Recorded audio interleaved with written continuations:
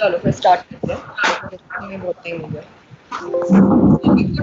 बहुत लंबा examination. Mute कर लो, अनीश म्यूट कर ले। Topic for today is divided into 2 सब टॉपिक्स। एक हो गया आपका नेक एग्जामिनेशन, ठीक है, जो अपने आप में एक बहुत बड़ा टॉपिक है, how do we examine neck. Second is your laryngoscopies, direct, indirect, flexible, rigid, ठीक है। तो फटाफट से करते हैं। First will be doing neck examination, ठीक है। कोई पीपीटी वगैरह कुछ नहीं बनाई है मैंने इसकी। एक्चुअली में जो नेक एग्जामिनेशन जब तुम सामने होगे तभी पॉसिबल है तुम्हें बताना कि होता कैसे है, ठीक है। अभी के लिए जस्ट गेट एन आइडिया। जो आप सर्जरी में या किसी और ब्रांच में एग्जामिनेशन सुन के आए होगे, वही बेसिक पॉइंट्स सीएनटी में भी होते हैं एग्जामिनेशन के। अब क्या होते हैं एग्जामिनेशन के points, let's start. First point is inspection. जब भी आप किसी भी पार्ट ऑफ द बॉडी को एग्जामिन कर रहे हो, first you will inspect it, ठीक है। तो नेक में भी कुछ डिफरेंट नहीं है, पहले इंस्पेक्शन। अब as the word suggest, inspect करने में आपको टच नहीं करना, सिर्फ आंखों से देखना है। तो जो दिख रहा है वो इंस्पेक्शन का पार्ट हो गया, जिसमें you don't have to touch the patient, ठीक है। तो इंस्पेक्शन से पहले कोई ऐसे, ऑब्वियसली आप पहले पेशेंट को प्रोसीजर तो एक्सप्लेन करोगे ना। जब भी आप कुछ भी करने जा रहे हो, you will explain the procedure कि ऐसा होगा ऐसा होगा। उसके बाद the first thing you do is inspection. तो अब नेक की इंस्पेक्शन में क्या आएगा, जो हमको नेक में दिख सकता है बिना हाथ लगाए। तो वो क्या दिख सकता है, अब नॉर्मली तो होता है, जनरली हमारी क्लास होती है, फेस टू फेस होती है, तो हम किसी को भी उठा के वॉलंटियर बना के सामने चेयर पे बिठा देते हैं और उसका एग्जामिनेशन करते हैं। वो तो तुम्हारे केस में पॉसिबल नहीं है। तो जस्ट इमेजिन कर लो तुम्हारे सामने एक बंदा बैठा है जिसकी गर्दन तुम्हें दिखाई दे रही है, खुद को ही शीशे के सामने देख लो, तो अपने आप पता चल जाएगा कि इंस्पेक्शन पे आपको क्या क्या पॉइंट्स देखने हैं। सबसे इम्पोर्टेंटली कोई विजिबल स्वेलिंग है या नहीं है, ठीक है, जो आपको ऐसे ही दिख जाएगी। अपार्ट फ्रॉम स्वेलिंग, ओवरलाइन जो स्किन है आपकी, नेक की स्किन, वो कैसी है, कोई स्कार तो नहीं है, कोई साइनस तो नहीं है, कोई फिस्टुला तो नहीं है, कोई रेडनेस तो नहीं है, कोई वेसिकल्स तो नहीं है, ठीक है। कोई भी ऑब्वियस चीज जो एबनॉर्मल हो, अगर वो है तो you comment upon that in your inspection.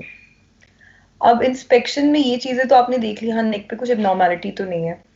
Eight times there are swellings which are so subtle और so small in size at the time of inspection, जो आपको ऐसे ही ऑब्वियस नहीं होगी अगर पेशेंट एकदम न्यूट्रल पोजिशन में बैठा है। व्हाट इज न्यूट्रल पोजिशन, जिसमें ना ही नेक आपकी एक्सटेंडेड है ना ही आपकी फ्लेक्स्ड है।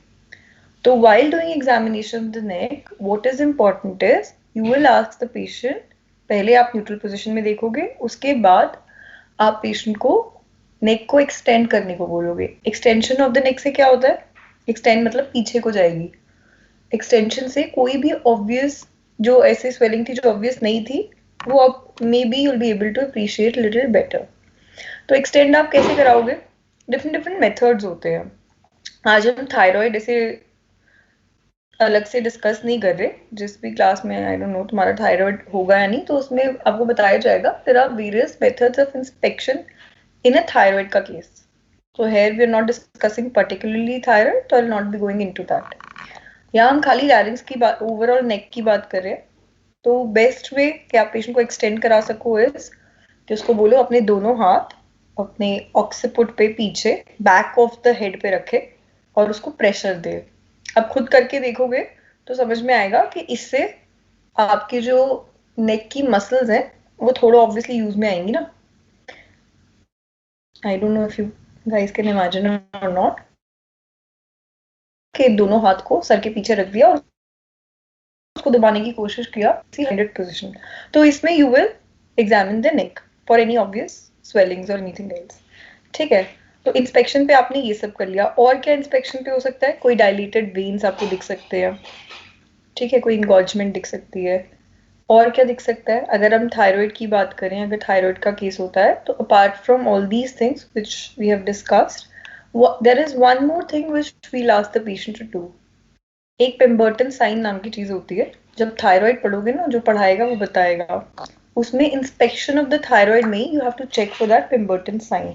अब how do you check, you just ask the patient to raise his hands above the head. अब raise his hands above the head क्या होता है, जैसे स्कूल में पनिशमेंट नहीं मिलती थी हाथ खड़ा करके खड़े हो जाओ, बस हाथ खड़े करवा दो और एटलीस्ट 1 मिनट।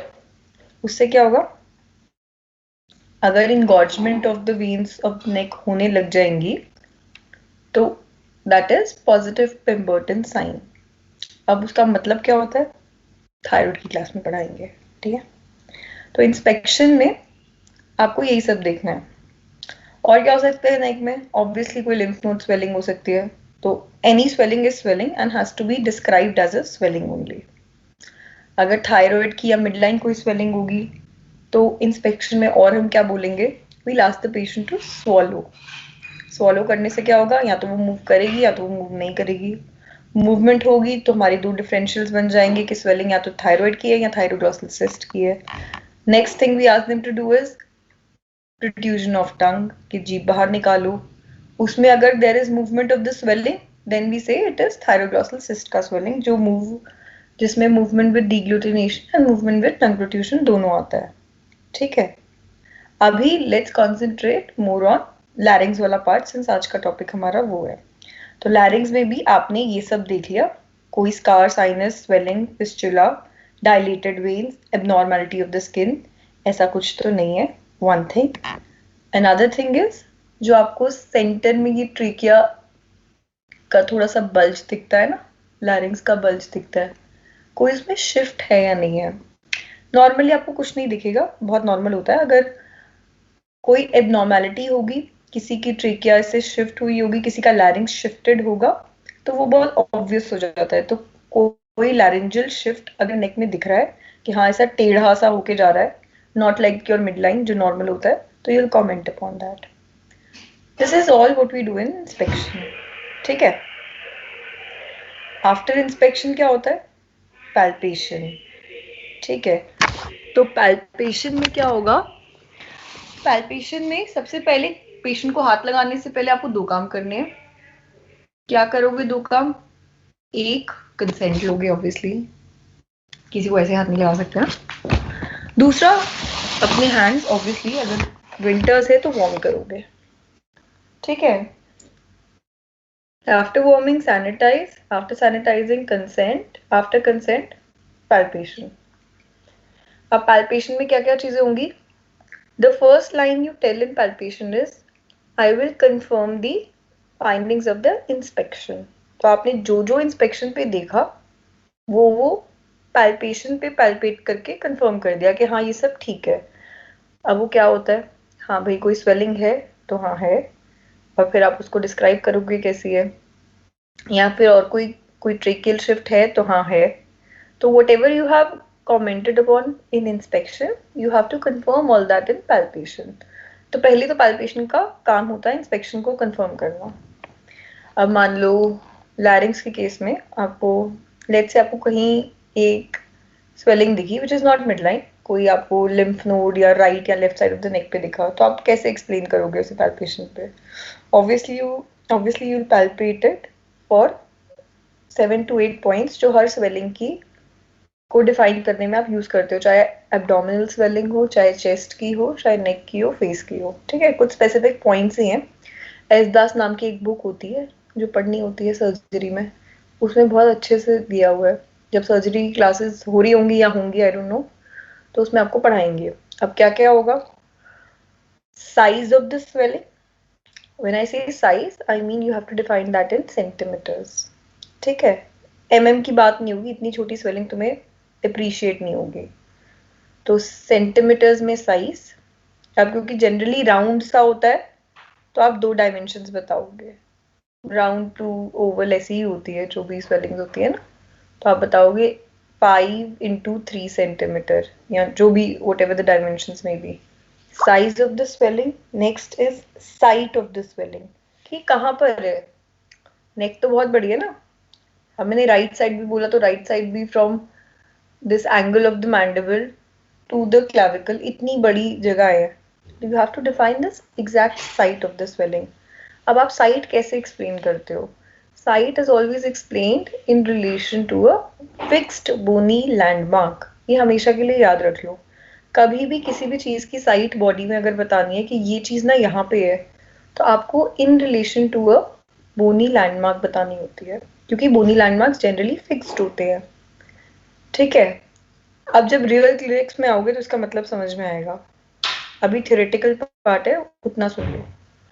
अब किसी एक क्लास में, I think I will only be taking, कोई लिम्फ नोड एग्जामिनेशन की तुम्हारी क्लास होगी, शायद हो चुकी है, तो उसमें आपके levels of lymph node define होते हैं। तो लिम्फ नोड के लिए तो बहुत आसान हो जाता है कि लेवल 1 में है, लेवल 2 है, 3 है, 4 है, 5 है, 6 है।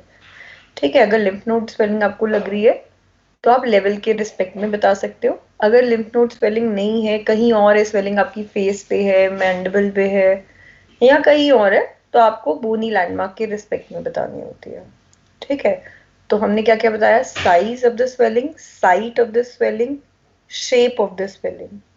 तो मान लो मुझे कोई राइट साइड पे लेवल 1 लिम्फ नोड है, तो मैं कैसे डिफाइन करूंगी उसको? There is a swelling in the right side level 1, 3 into 1 centimeter in size, round in shape। ठीक है, यहाँ तक अभी हमने बात की है। और क्या नेक्स्ट पॉइंट्स में बता सकती हूँ? वेल डिफाइंड या इल डिफाइंड, कि वो स्वेलिंग वेल डिफाइंड है या इल डिफाइंड है, कि मेरे को उसके मार्जिन अच्छे से पैल्पेट हो रहे हैं कि यहाँ तक है स्वेलिंग या नहीं हो रहे हैं, डिफ्यूज सी है। तो वेल डिफाइंड और इल डिफाइंड। नेक्स्ट क्या होगा? नेक्स्ट होगा आपका कि whether that swelling is fixed to the underlying muscle और is mobile. That is one thing. Next is whether the swelling is fixed to the overlying skin or is it free. तो जो भी swelling है वो नीचे उसके muscle है, बाहर उसकी स्किन है, तो उन दोनों से फिक्सिसिटी है या फ्री है, ये हमको बताना होता है। अब उसकी क्या इंपॉर्टेंस है? उसकी इंपॉर्टेंस है कि जो भी जनरली जो फिक्स्ड स्वेलिंग्स होती हैं, those are more towards the malignant side. Benign will never be fixed. ठीक है, उसका रीजन पैथ में पढ़ लेना। ठीक है, अच्छा, अब ये हो गया अंडरलाइन ओवरलाइन स्किन और मसल को फिक्स्ड है या नहीं। नेक्स्ट क्या हो गया? कंसिस्टेंसी कैसी है आपकी स्वेलिंग की, whether it's a soft in consistency swelling, whether it is firm in consistency और is it hard. Soft, firm and hard, ये तीन में ही आप डिफाइन करते हो। जैसे पल्पी, ऑरेंज और ये सब चीजें नहीं बोलोगे। ठीक है, ये तीन ही मेडिकल टर्मिनोलॉजी है। सॉफ्ट हो सकता है, फर्म हो सकता है या हार्ड हो सकता है। तो आपने कंसिस्टेंसी भी बता दी। और क्या बताओगे?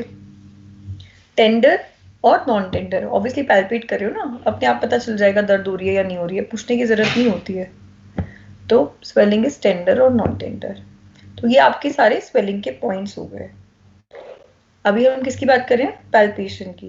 पहले हमने की इंस्पेक्शन, फिर हमने की पैल्पेशन। पैल्पेशन पे पहले हमने सारे इंस्पेक्शन के पॉइंट्स कंफर्म कर दिए। अच्छा, एक और चीज पैल्पेशन में which I forgot to tell you, कि आपको temperature of the overline skin and कोई टेंडरनेस है या नहीं ये देखना है। टेंडरनेस तो चलो स्वेलिंग के केस में आपने उसको टच करके पता कर ली। ओवरलाइन स्किन का टेम्परेचर रेज्ड है या नहीं ये आप चेक करोगे, तो that is also one point. ठीक है, आपने स्वेलिंग डिफाइन कर दी जो भी आपकी नेक में है। पैल्पेशन पे और क्या पैल्पेशन ऑफ द नेक में करोगे? ये तो स्वेलिंग को कर लिया। थायराइड स्वेलिंग होगी तो उसका एग्जामिनेशन टोटली डिफरेंट होगा, we will not discuss it today, वो एक पूरा अलग टॉपिक है। अपार्ट फ्रॉम स्वेलिंग, आपको नेक एग्जामिनेशन में in palpation you have to check about this tracheal deviation, जो हमने इंस्पेक्शन पे बात की थी ना। इंस्पेक्शन पे इतने अच्छे से ऑब्वियस नहीं होता, तो पैल्पेशन पे you will palpate the trachea. कैसे करोगे आप? वही सामने नहीं हो ना तुम लोग, it is very difficult to comprehend. जैसे आपने अब मिड लाइन में अपना हाथ लिया और जैसे सेंटर में ये जो मोटी सी चीज है, अभी पैल्पेट करना शुरू कर दो। ऐसे पैल्पेट करते करते नीचे आओगे, just to feel whether it is in mid line और is it deviated towards any side. ठीक है, ये मोटी सी चीज तो गर्दन में फील होती है ना, ट्रिकिया ही होती है ये। बेसिकली लैरिंग्स होता है, लैरिंग्स के बाद नीचे ट्रिकिया बन जाती है। ठीक है, अब एक बहुत इंपॉर्टेंट चीज जो तुम्हारे टॉपिक का पार्ट है, how to check for laryngeal crepitus. क्या होता है लैरिंजियल क्रेपिटस? लैरिंग्स हर जगह का क्रेपिटस होता है ना, हमने पढ़ा हुआ नी में भी क्रेपिटस होता है और बहुत सारे अलग अलग बॉडी जॉइंट्स में क्रेपिटस होता है, ऑर्थो में जनरली पढ़ते हैं। क्या होता है क्रेपिटस? बोनी साउंड, बोनी मूवमेंट की वजह से जो साउंड आता है वो क्रेपिटस होता है। तो नेक में हम किस क्रेपिटस की बात करते हैं? नेक में हम लैरिंजियल क्रेपिटस की बात करते हैं। So what is so important about laryngeal crepitus?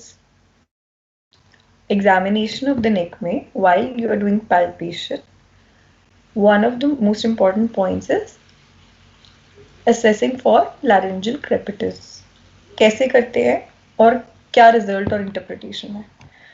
करेंगे तो अगेन जस्ट इमेजिन आपका थंब और इंडेक्स फिंगर अपना खुद ही अपनी गर्दन पे रखो, thumb and index finger, and उससे अपनी जो लैरिंग्स है उसको पकड़ने की कोशिश करो। अब लैरिंग्स तो इतना बड़ा है, कहाँ पकड़ोगे? एडम्स एप्पल सबको पता है ना, ये सबसे फर्स्ट प्रोमिनेंट चीज जो आपकी गर्दन में होती है। बॉयज में ज्यादा पता चल रहा होगा, ये तो वैसे भी ऑल बॉयज ग्रुप है शायद, आई डोंट नो। तो पहले एडम्स एप्पल आएगा, एडम्स एप्पल के बाद जो नेक्स्ट प्रोमिनेंस आती है ना, उस पॉइंट पे मतलब उस लेवल पे आपको अपनी लैरिंग्स को पकड़ना है। तो लैरिंग्स तो हो गया मोटा ट्यूबुलर स्ट्रक्चर, ठीक है। तो उस ट्यूबुलर स्ट्रक्चर के एक साइड पे आपका थंब गया, एक साइड पे आपकी इंडेक्स फिंगर गई, तो आपने पकड़ लिया उसको, पूरी ट्यूब को। पकड़ना किस लेवल पे है? एडम्स एप्पल के बाद जो प्रोमिनेंस है उस लेवल पे जाना है। वो कौन सा लेवल होता है? वो क्रिकॉइड का लेवल होता है। कार्टिलेजेस ऑफ लैरिंग्स पढ़ोगे कभी जिंदगी में, ठीक है। तो अलग अलग कार्टिलेजेस होती हैं, तो उसमें से एक कार्टिलेज का नाम होता है क्रिकॉइड, ठीक है। वैसे शायद पढ़ा भी होगा। अब क्रिकॉइड के लेवल पे हमें चेक करनी है आपका लैरिंजियल क्रेपिटस। करना क्या है? आपने उसको पकड़ लिया उस ट्यूबुलर स्ट्रक्चर को, और अब उसको साइड टू साइड मूवमेंट करनी है। साइड टू साइड मूवमेंट मतलब आपने उस ट्यूब को पकड़ के राइट लेफ्ट ऐसे ऐसे ऐसे घुमा लिया, हिला के देख लिया, तो आपको लैरिंजियल क्रेपिटस आना चाहिए। So laryngeal crepitus positive is a normal thing. Normally crepitus present होता है। नी एंड बाकी जगह हम बोलते हैं ना कि क्रेपिटस नहीं होना चाहिए और ऐसा चटक की आवाज आना इज नॉट नॉर्मल, यहाँ वो आवाज आना इज नॉर्मल। अब वो क्यों नॉर्मल है और वो नहीं आए तो क्या हो सकता है? Basically laryngeal crepitus is nothing but the sound which is generated due to friction, हम तो उसको मूवमेंट ही कर रहे हैं ना, फ्रिक्शन ही दे रहे हैं, between the cricoid cartilage and the underlying cervical vertebra. Basically तो larynx के पीछे क्या है? बस एक रेट्रोफैरिंजियल स्पेस है, एक खाली जगह है, और उसके बाद सीधा वर्टिब्रा आ जाती है, सर्वाइकल ही आएगी ऑब्वियसली इस लेवल पे। तो आपने सर्वाइकल वर्ट एक बोन को दूसरी बोन से टकराओगे तो आवाज तो आएगी ना। तो कौन सी दो बोन्स टकरा रही हैं आपस में? Cervical vertebra and cricoid cartilage. Why only cricoid को यूज करते हैं? इतनी सारी कार्टिलेजेस होती हैं, किसी को भी यूज कर लो वही लाने के लिए, तो उसमें आप एडम्स एप्पल को यूज कर लो, किसी और को यूज कर लो, कि कौन समझदार है। क्या क्या फिर से बोल बच्चे? मैम बैक की तरफ को कंप्लीट देंगे यही होती है। पोस्टीरियर कंप्रेशन की बात कर रहे हैं ना? हाँ जी मैम। हाँ देंगे, बिल्कुल देंगे। अच्छा है किसी ने तो पढ़ के आया है। अच्छा पहले अब ये बताओ कि क्रिकॉइड को ही क्यों यूज करेंगे? हमें कंप्लीट रिंग है ना, तो पीछे भी प्रेजेंट होगी। हाँ, it is the only complete ring, और कोई आपका ऐसी कार्टिलेज नहीं है लैरिंजियल कार्टिलेज जो आपकी पोस्टीरियरली प्रेजेंट होती है। तो that is the only reason we use cricoid for laryngeal crepitus. ऐसा नहीं है कि बाकियों को यूज नहीं कर सकते थे, ठीक है। तो अब ये प्रेजेंट है, अब नहीं होगी, मतलब आपको क्रेपिटस आपने किया चेक और नहीं आया, तो क्या हो सकता है? डिफरेंट डिफरेंट कंडीशंस हैं जिसमें your crepitus might be absent. अब वो एब्सेंट क्यों होगा? जब इन दो चीज के बीच में कुछ आ जाए और ये आपस में रब नहीं कर पाए। क्या क्या हो सकता है? या तो कोई पोस्ट क्रिकॉइड ट्यूमर हो सकता है, ट्यूमर या ग्रोथ जिसकी वजह से ये नहीं हो पा रहा, ठीक है। या फिर कोई एब्सेस हो सकता है आपका रेट्रोफेरेंजियल स्पेस में, या फिर पोस्टीरियरली लॉज्ड कोई फॉरेन बॉडी हो सकती है। किसी भी केस में जिसमें ये दोनों आपस में नहीं मिल पा रहे, your crepitus will be lost, which is a pathological sign. तो no laryngeal crepitus is pathological, ठीक है। ये और हम कहाँ थे? हम थे एग्जामिनेशन पे। एग्जामिनेशन में हमने इंस्पेक्शन कर लिया प्रिटी मच हमने पैल्पेशन भी कर लिया है. आई don't know if I am missing out on any point. ऐसे मैं देख के तो पढ़ा नहीं रही हूँ इसमें. ठीक है, मोस्टली यही होते हैं आपके पैल्पेशन के पॉइंट्स. उसके बाद क्या होता है, परकशन एंड ऑस्कल्टेशन. अब नेक में परकशन एंड ऑस्कल्टेशन इतना इंपॉर्टेंट नहीं है. जब एब्डोमेन पढ़ोगे तो ऑब्वियसली उसमें बहुत ज्यादा इंपॉर्टेंस है. ठीक है, बट जब थायराइड का केस मिलता है ना हमको, तो उसमें ऑस्कल्टेशन का एक पॉइंट आता है. तो जो थायराइड पढ़ाएगा वो बता देगा. यहाँ पे आज जो हमें नेक का एग्जामिनेशन पढ़ना है, उसमें हमको इतना ही देखना है. इंस्पेक्शन कर लिया हमने और पैल्पेशन कर लिया. पैल्पेशन में हमने स्वेलिंग डिस्कस कर ली, कोई लैरिंजियल शिफ्ट, कोई ट्रेकियल शिफ्ट है या नहीं, कोई लैरिंजियल क्रेपिटस है या नहीं, वो डिस्कस कर लिया. और कोई और स्ट्रक्चरल एबनॉर्मेलिटी है या नहीं, वो हमें देखना है. ठीक है. अपार्ट फ्रॉम दैट, एग्जामिनेशन में जब थायराइड डिस्कस होगा ना, नेक में मेन केस आपको थायराइड का ही मिलता है. तो उसमें बहुत सारी साइंस हैं जो हमको चेक करने होते हैं. थायराइड के केस में आपको जो भी पढ़ाएगा वो बताएगा. Next part of our topic is, जो बड़ा पार्ट है वो है लैरिंगोस्कोपी. ठीक है, वो स्टार्ट करते हैं. तुम लोग मुझे ये बताओ, तुम्हें स्क्रीन दिख रही है? किसी को लैरिंगोस्कोपी लिखा हुआ है, इंटरनल एग्जामिनेशन लिखा है? Yes ma'am. चलो ठीक है, गुड. अब laryngoscopy as the name suggest, larynx की स्कोपी, लैरिंग्स को देखना है. अब कैसे भी देख सकते हो. ओपीडी तो तुम लोग कभी आए नहीं हो, तो इसलिए तुम्हें पता नहीं होगा. थ्योरेटिकली बात करते हैं तो दो टाइप की लैरिंगोस्कोपी होती है. एक होती है डायरेक्ट, जो हम ऊपर ऑपरेशन थिएटर में करते हैं. ठीक है, क्योंकि डायरेक्ट लैरिंगोस्कोपी के लिए जनरली आपको पेशेंट को एनेस्थेटाइज करना पड़ेगा, जीए देना पड़ेगा. एक होती है इनडायरेक्ट, जो ओपीडी में बैठ के हम लोग करते हैं. पेशेंट को चेयर पे सामने बिठाया, उसके सामने बैठे और कर ली. ठीक है, तो जो सबसे ऊपर लिखा है मिरर / इनडायरेक्ट लैरिंगोस्कोपी, उसको हम इनडायरेक्ट लैरिंगोस्कोपी ही बोलेंगे.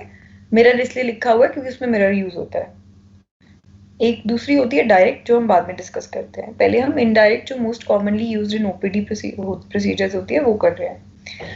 क्या होती है इनडायरेक्ट लैरिंगोस्कोपी और उसके इंडिकेशंस और उसकी टेक्निक.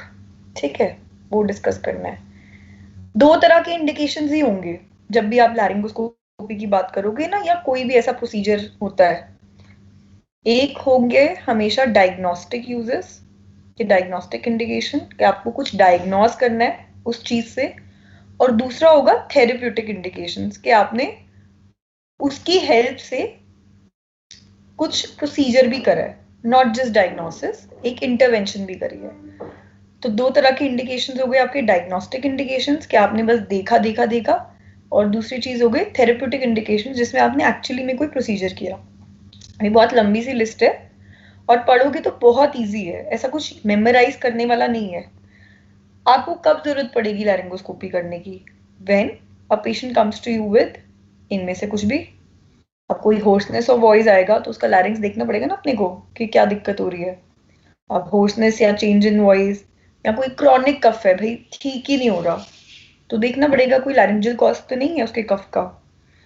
कोई चोकिंग एपिसोड जो लिखा है ना, ये बिल्कुल ठीक नहीं है. अगर कोई एक्यूट चोकिंग में आएगा तब आप ये नहीं करोगे. किसी को बार बार चोकिंग के एपिसोड होते हैं तब आप करोगे.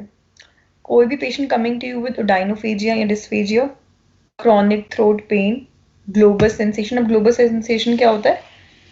तुम्हारा तो प्रॉफ में कई बार क्वेश्चन भी आता है, ग्लोबस सेंसेशन कौन से ईयर में होता है? नहीं, अगले साल की बात है. ग्लोबस सेंसेशन होता है जो ऐसे बहुत इरिटेटिंग टाइप के मरीज आते हैं ना, कि गले में कुछ है, और आपने दुनिया जहान के सारे टेस्ट कर लिए, सारी एंडोस्कोपीज लैरिंगोस्कोपीज कर ली और कुछ नहीं निकलता. कोई एनाटॉमिकल रीजन, कोई आपको सीटी एमआरआई कहीं कोई कुछ नहीं मिला, उन पेशेंट को हम बोलते हैं ग्लोबस सेंसेशन. ठीक है, इस पे क्वेश्चन आता है, अगले साल पढ़ लेना. अगर आप सस्पेक्ट कर रहे हो, obviously globus sensation is a diagnosis of exclusion. आपको ये नहीं पता होगा ये ग्लोबस सेंसेशन का पेशेंट है तो चलो इसका आईएल कर लेते हैं. IL is indirect laryngoscopy. तो एनी पेशेंट जिसमें भी obviously foreign body sensation of the throat करके आएगा, उसमें आप सस्पेक्ट करोगे और करोगे ये. फिर हो गया haemoptysis. Haemoptysis is a very common indication, जिसके लिए सर्जरी से पेशेंट्स हमारे पास रेफर होकर आते हैं एनटी में, कि भाई से हिमोप्टिसिस है, इसका इनडायरेक्ट लैरिंगोस्कोपी करके देखो कि कोई लोकल कॉज तो नहीं है. अब हिमोप्टिसिस है तो कहाँ से आ रहा है? एयरवे में से ही कहीं से खून आ रहा है ना, तो या तो अपर एयरवे में से आ रहा है या लोअर। लोअर सर्जरी मेडिसिन वाले देखेंगे, मतलब बेसिकली मेडिसिन वाले ही देखेंगे कि लंग्स में कुछ है या नहीं, और उसके ऊपर की चीज ईएनटी में आ जाती है, तो पहले हम एक्सक्लूड करेंगे कि कुछ नहीं है, फिर वो एक्सक्लूड करेंगे। तो हेमोप्टाइसिस में आपको आईएल हमेशा करना है। What is this referred otalgia? I think कल भी हमने डिस्कस किया था कि हेड एंड नेक में क्योंकि बहुत ज्यादा कॉम्प्लेक्स नर्व नेटवर्क होता है, तो बहुत कॉमनली एक जगह का पेन दूसरी जगह रेफर होता है। तो अगर मान लो कोई पेशेंट आ रहा है और उसको कान में दर्द है और कान में आपको कोई फाइंडिंग नहीं मिल रही, ओरल कैविटी, नोज, थ्रोट सब देख लिया, कहीं कुछ नहीं मिल रहा, तो एक बार आईएल करके देख लो। कई बार वहां का कोई ट्यूमर या ग्रोथ भी रेफरड्यूरल्जिया कर रहा होता है। ठीक है, obviously shortness of breath, patient stridor में आता है या कोई ऐसी डिफिकल्टी इन ब्रीदिंग के साथ आता है, तो ऑब्वियसली उस केस में you will look the larynx so as to see कि वहां पे कोई स्पेस ऑक्यूपाइंग रीजन तो नहीं है जिसकी वजह से उसका एयरवे कॉम्प्रोमाइज हो रहा है।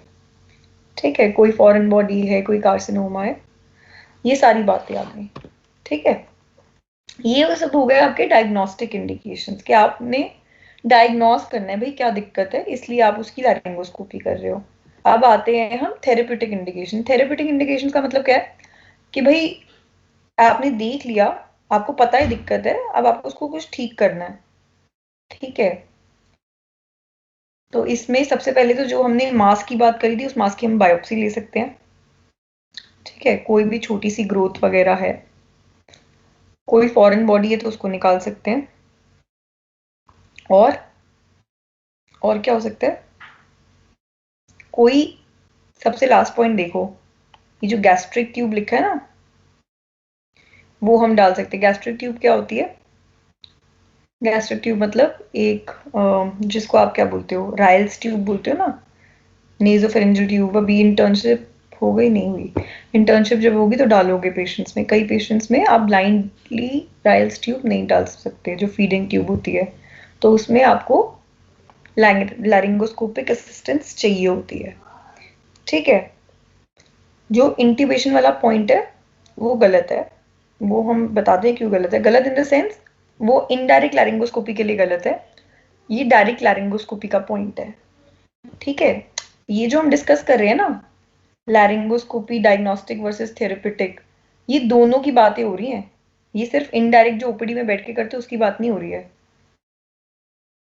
ओपीडी में बैठ के तुम बायोप्सी और फॉरेन बॉडी नहीं निकालोगे। ठीक है, वो जीए में ही निकलेगा जब डायरेक्ट लैरिंगोस्कोपी करोगे। डायरेक्ट क्या होती है वो अभी डिस्कस होगा 15 मिनट में। ठीक है, तो ये जो दोनों इंडिकेशन है ये बेसिक लैरिंगोस्कोपी की है। लैरिंगोस्कोपी आगे दो टाइप की है, इनडायरेक्ट, डायरेक्ट। इंडिकेशंस हमने डायग्नोस्टिक पढ़ ली। थेरेपेटिक ये 3 4 5 है कि आपने कोई फॉरेन बॉडी हटानी है, कोई ट्यूमर हटाना है, पेशेंट को इंट्यूबेट करना है, कोई राइल्स ट्यूब डालनी है, ये सारी बातें हैं।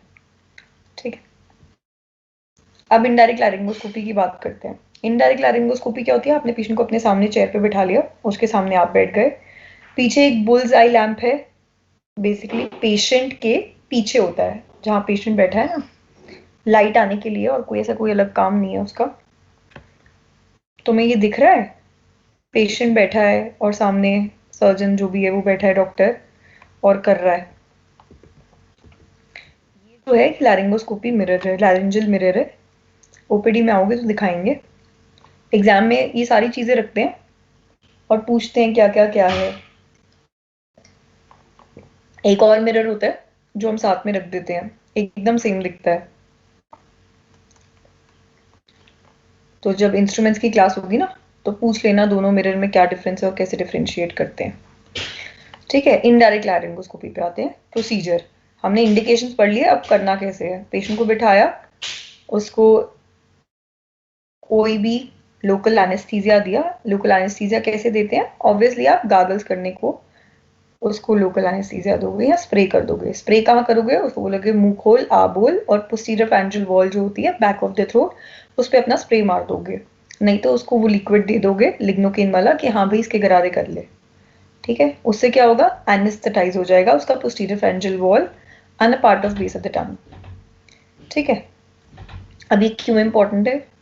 ये इसलिए इंपॉर्टेंट है कि while you are doing your indirect laryngoscopy, obviously the patient will have a very strong gag reflex.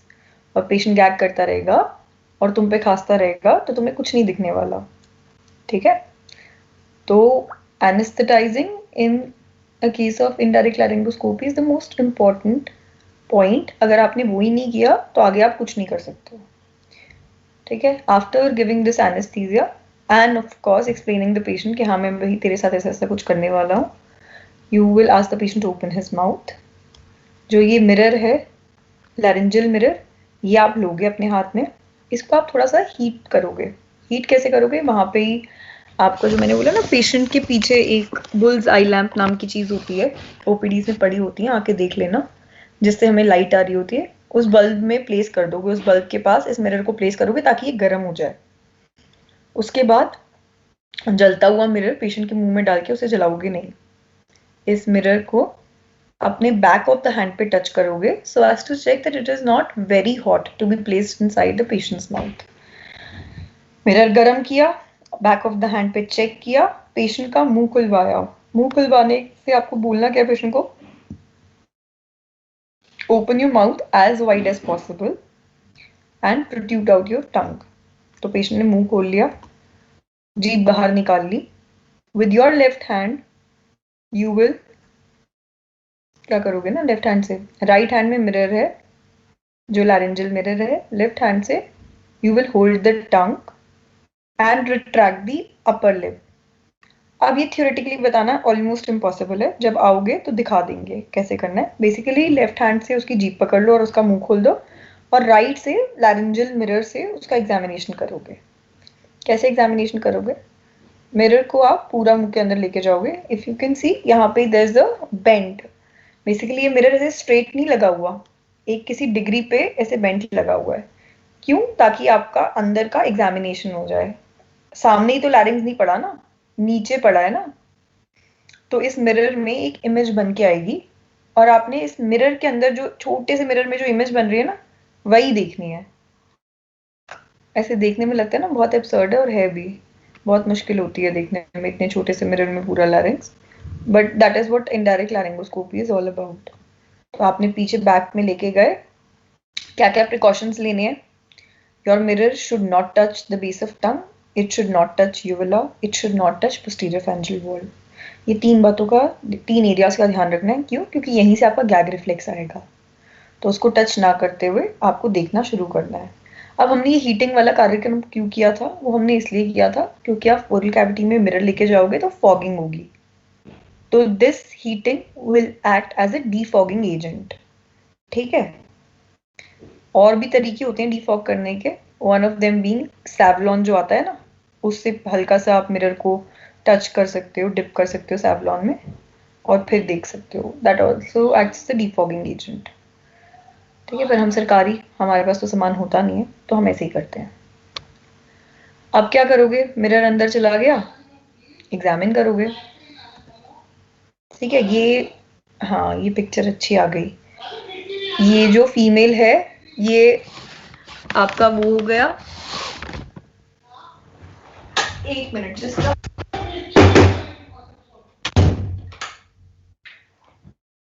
ये फीमेल है, ये आपका पेशेंट हो गया.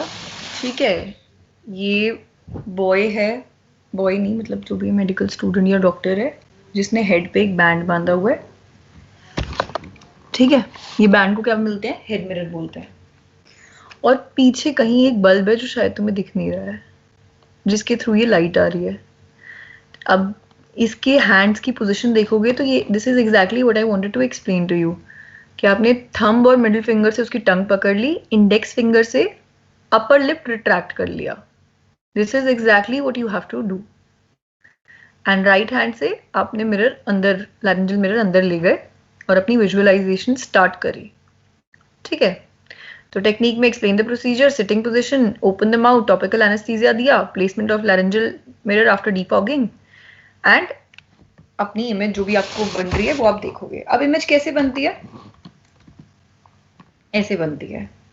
ये ऐसे याद करने की जरूरत नहीं है.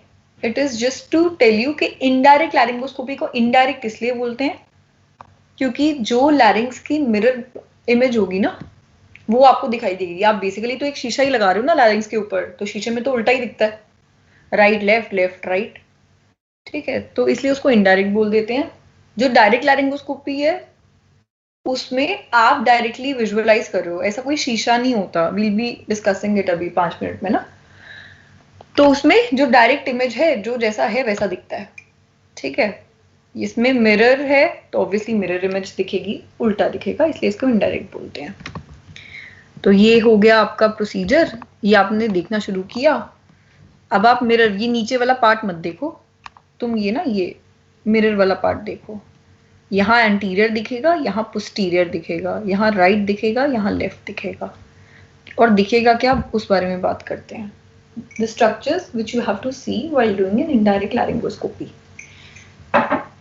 सबसे पहले आगे से ही स्टार्ट करते हैं ना, ओरल कैविटी से गए हैं तो सबसे पहले बेस ऑफ टंग दिखेगा। बेस ऑफ टंग के राइट और लेफ्ट साइड पे 2 खड्डे होते हैं, उनको वैल्यूकुला बोलते हैं, वो वैल्यूकुला दिखेंगे। ये मीडियन ग्लॉसोएपिग्लॉटिक फोल्ड तुम्हें कभी नहीं दिखेगा, ये फेरिंगो एपिग्लॉटिक फोल्ड्स हो सकता है दिख भी जाए, ठीक है। तो आप बेसिक स्ट्रक्चर्स जिनकी बात करते हो वो है बेस ऑफ टंग, देन दोनों साइड पे वैल्यूकुला, उसके बाद epiglottis. Epiglottis is a leaf like structure, ठीक है, it is one of the laryngeal cartilages. फिर एरिटेनॉइड्स, 2 एरिटेनॉइड्स होती है राइट और left. Then there is a fold जो बहुत अच्छे से दिखता है, एरी एपिग्लॉटिक फोल्ड, मतलब एरिटेनॉइड और एपिग्लॉटिस को टच करती हुई एक फोल्ड।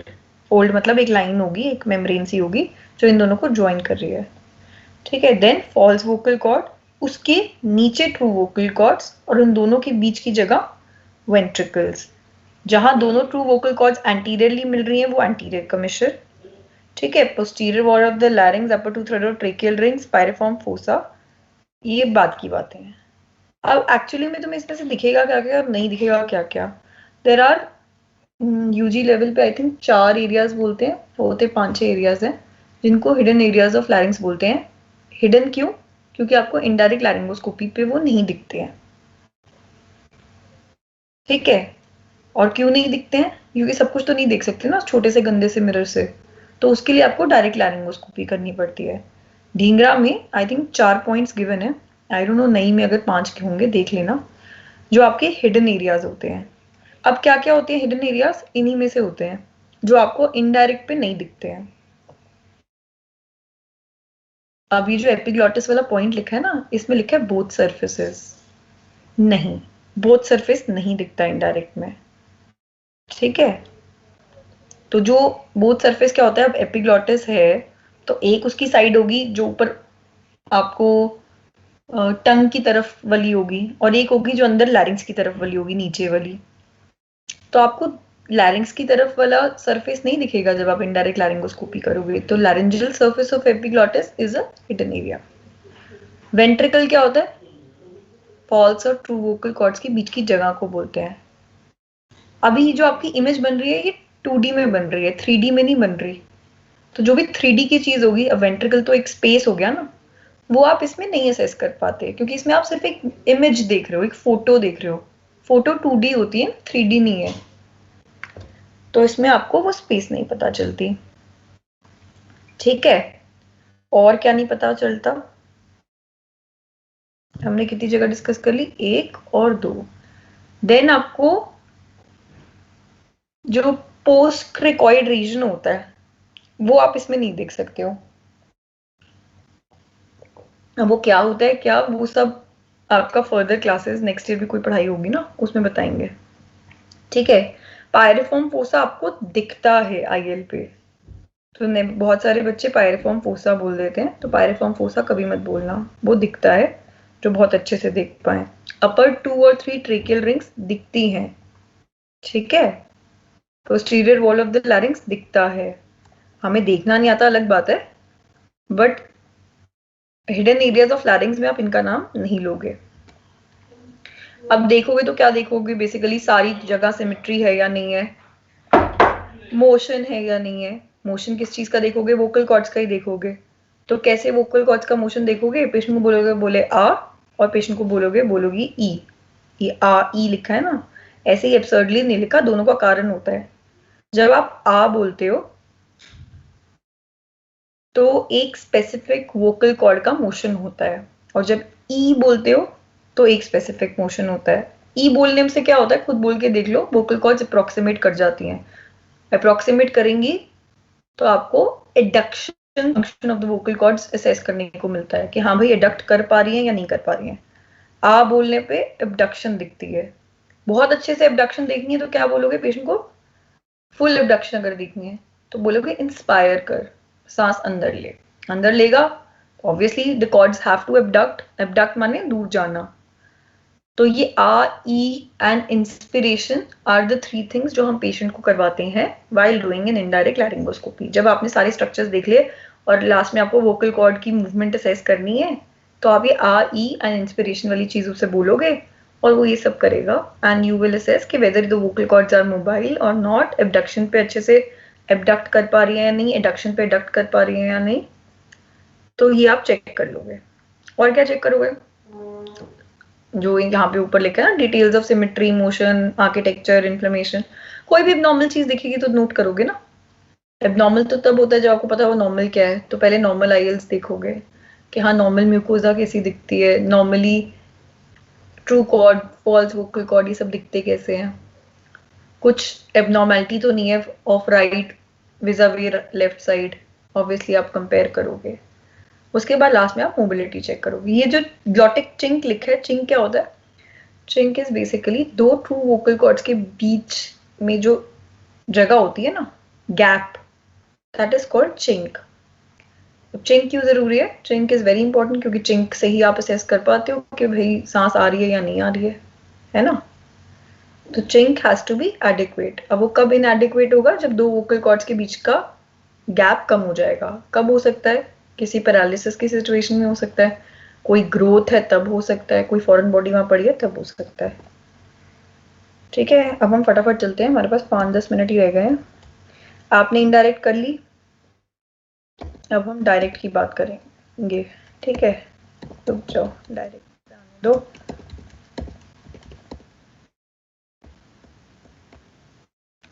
डायरेक्ट लैरिंगोस्कोपी, ये जो साइड में ब्लेड दिख रही है ना, ब्लेड और ये हैंडल, ये डायरेक्ट लैरिंगोस्कोप है। ठीक है, इसमें क्या होता है? डायरेक्ट विजुअलाइजेशन हो जाती है। भाई पेशेंट को लिटाया, ये तो सबने देखा होगा आई एम श्योर कि ये मुंह के अंदर कैसे डालते हैं, अभी आगे पिक्चर आएगी। ये है रिजिड लैरिंगोस्कोप। अब डायरेक्ट में आप रिजिड भी कर सकते हो, फ्लेक्सिबल भी कर सकते हो। फ्लेक्सिबल हम अभी डिस्कस कर लेंगे, पहले 5 मिनट में हम रिजिड करते हैं डिस्कस। जो हम ऊपर ओटीज में करते हैं ईएनटी वाले, वो जनरली ये रिजिड लैरिंगोस्कोप से करते हैं। भाई इंडिकेशंस हमने पढ़ लिए, डायग्नोस्टिक एंड थेरेप्यूटिक। थेरेप्यूटिक में जब हमने बात करी थी कि हम फॉरेन बॉडी हटाएंगे, हम बायोप्सी लेंगे और ये सब करेंगे, वो सब डायरेक्ट लैरिंगोस्कोपी में ही करते हैं जब पेशेंट सेडेटेड होगा, पेशेंट जीए में होगा। एंड ऑब्वियसली ना, इनडायरेक्ट में तो पेशेंट सामने ही बैठा है, आपको बायोप्सी लेने को थोड़ा ना अलाउ कर देगा, और ना ही आपकी रीच होगी, आप तो बस देख पा रहे हो उसमें, ज्यादा कुछ थेरेपेटिक कर नहीं पाते आप उसमें ना। अनटिल अनलेस कोई foreign body base of the tongue पे होगी तो उसको निकाल लोगे, उसके नीचे आप नहीं जाओगे। ठीक है, तो डायरेक्ट में क्या हुआ, दो पार्ट्स होते हैं। अब इसमें देखो, एक ब्लेड है, this is the blade and this लंबी चीज इज द हैंडल। ठीक है, ये टाइप्स छोड़ दो, ये तुम्हें नहीं पढ़ना। अब इसमें डिफरेंट डिफरेंट साइजेस के आते हैं, ये ब्लेड्स के ना डिफरेंट डिफरेंट साइज होते हैं। पीडियाट्रिक ब्लेड होगा, फिर मीडियम साइज, फिर लार्ज साइज, डिपेंडिंग ऑन कि पेशेंट का मुंह कितना बड़ा है, पेशेंट कितना बड़ा है। ठीक है, इंडिकेशन वही डायग्नोस्टिक। अब डायग्नोस्टिक में ये किस में करोगे? अब कोई बहुत छोटा बच्चा आ गया है, वो आपसे आईएल नहीं कराएगा। ठीक है, ऑब्वियसली आईएल के लिए बहुत ज्यादा कोऑपरेटिव पेशेंट चाहिए होता है। तो when your patients are non cooperative, अब वो कब होंगे? या तो छोटा बच्चा या फिर कोमाटोज और अनकॉन्शियस टाइप का पेशेंट। ठीक है, तो उन बातों में आप डायरेक्ट लैरिंगोस्कोपी करोगे। या फिर कोई साइकेट्रिक पेशेंट है तो भी आप ऑब्वियसली उससे आईएल एक्सपेक्ट नहीं कर सकते हो। प्लस आपको हिडन एरियाज देखने, हमने बात की थी ना हिडन एरियाज की। अगर हिडन एरियाज आपको असेस करने हैं तो आपको डायरेक्ट ही करनी पड़ेगी, क्योंकि डायरेक्ट में तो रियल टाइम हो रही है ना, आप प्रॉपर अंदर जाके देख रहे हो, कोई मिरर इमेज नहीं दिख रही है आपको। तो अगर आपको hidden areas of the larynx देखने हैं तो आप डायरेक्ट लैरिंगोस्कोपी करोगे। जो ग्रोथ है, अब मान लो ग्रोथ का केस है, उसका पूरा extend and biopsy, again as we said कि बायोप्सी लेनी है तो आपको यही करना पड़ेगा। ठीक है, थेरेप्यूटिक में आपका आ गया कि वही आपने कोई लीजन रिमूव करनी है, कोई फॉरेन बॉडी रिमूव करनी है, we have already discuss this. Contraindication क्या है, ये इंपॉर्टेंट है। बहुत ज्यादा डिस्निया में पेशेंट है तो नहीं करोगे आप। ठीक है, injury to the cervical spine है तो भी नहीं करोगे। क्यों? यहाँ फोटो देखो, ये बना हुआ है एक स्कल टाइप की चीज, थोड़ा सा ना आप एक्सटेंशन में करते हो जब डीएलस्कोपी करते हो, तो वो सर्वाइकल स्पाइन इंजरीज में आप एक्सटेंड नहीं कर सकते पेशेंट की नेक, तो वो एक कॉन्ट्राइंडिकेशन है। अब प्रोसीजर की बात करें तो स्निफिंग पोजीशन कहते हैं। अब तुम देख लो पेशेंट का नेक कितना एक्सटेंडेड है इसमें। GA/LA, LA में जनरली पॉसिबल नहीं होता, ऑल्दो हम लोग कर लेते हैं कभी कभी try, but GA is definitely a better anaesthetic condition for doing direct laryngoscopy. अब उसमें आपने उसका मुंह खोल दिया, GA में तो ऑब्वियसली ना रिलैक्सेंट दिया हुआ होता है, आप पेशेंट का मुंह कितना भी खोल सकते हो अपना, इसी तरह से जैसे फोटो में दिखाया है। लैरिंगोस्कोपिक ब्लेड डाली, ब्लेड से क्या होगा, उसकी जो टंग है वो आपके फील्ड से हट जाएगी, आपने टंग को डिप्रेस कर दिया, और उसके बाद आप उसको देखना शुरू कर दोगे। अब इसमें ये देखो, ये आपने इससे अपनी ब्लेड से पहले टंग और फिर एपिग्लॉटिस उसको हटा दिया अपने व्यू से, और उसके बाद आप देखोगे।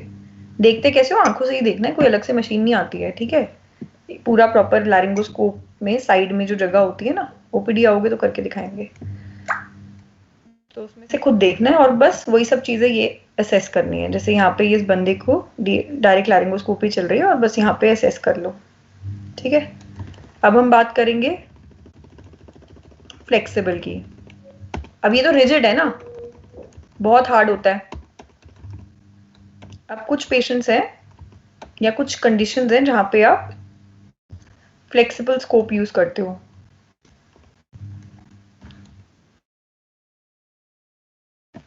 इसको क्या बोलते हैं, फ्लेक्सिबल नेजोफेरेंजियल लैरिंगोस्कोपी। नेजोफेरेंजियल क्यों? क्योंकि जो फ्लेक्सिबल स्कोप होता है वो आप नोज से डालते हो। अब इसकी इंडिकेशंस भी क्या है, वही सेम बातें हो गई कि भाई जो आईएल नहीं करा रहा था उसमें हम इसको कर देते हैं।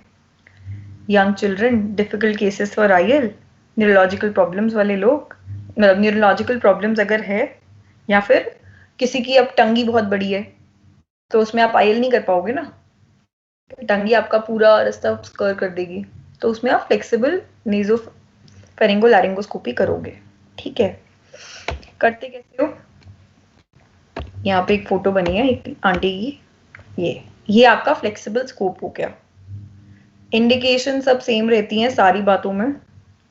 ठीक है, obviously this is more comfortable. क्यों?